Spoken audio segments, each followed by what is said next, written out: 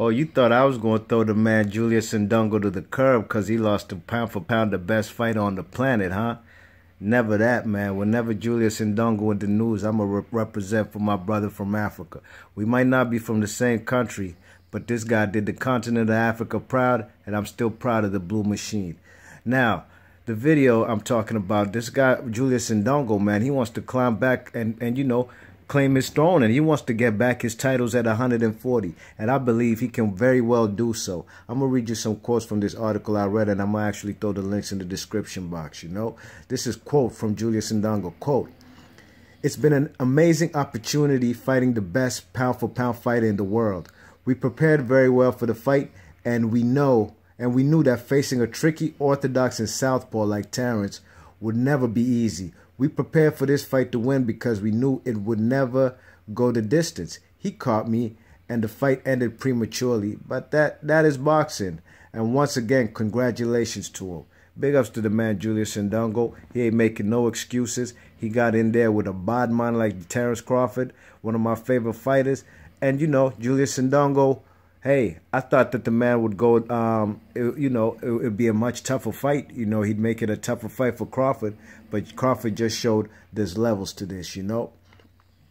And, you know, then this guy from Julius Indongo, you know, he's confident that he can get back in position, you know what I mean? And I'm going to read you some more quotes from him. He says, concerning that fight with Crawford, "I can only learn from this experience that makes me stronger. The recent years of my boxing career have been nothing but amazing, and I'm thankful for the position I find myself in today. You see, sometimes a loss sets you up for greater things, and I have no regrets." End quote. So, you know, the man Julius Indongo, he's chilled with his family, spending time with his family, and after taking that loss to Terrence Crawford, now he's ready to be back in the gym, and he already is. Quote, this is Julius Indongo, his promoter, Nestor Tobias, his manager and promoter of Julius Indongo. He says about Indongo, he says he's already back in the gym and working on improving himself and taking on the division once again. It has been a very busy and demanding span in his boxing career, traveling to 2 world-class opponents' home countries and beating them again and again, having to travel to the USA excuse me, to fight the best fighter in the world. Obviously, this journey took a toll on him both physically and mentally, but that is what he has to do to get himself and his name out there, and for that we give him credit. The loss against Crawford has not in any way demotivated him. That has been the first loss in his career against the best pound for pound fighter in the world right now, in the world right now. He surely still has a long way to go and opponents to beat in this division. End quote. And they also asked him about Julius Indongo, about who he'd like to face in the 140-pound division, because there's still some players there. And this is what he says, quote, "This is a division I would like to rule now that Crawford has departed. We have Broner, Mikey Garcia, and a few other worthy opponents in the division. I would like to beat them all and claim my place and become a true champion again." End quote. So, you know, gotta always represent for the man Julius Indongo, man. The man is a world-class fighter, in my opinion. You don't go to people's backyards and do what he did to fellas like Ricky Burns and to fellas like, what's his name?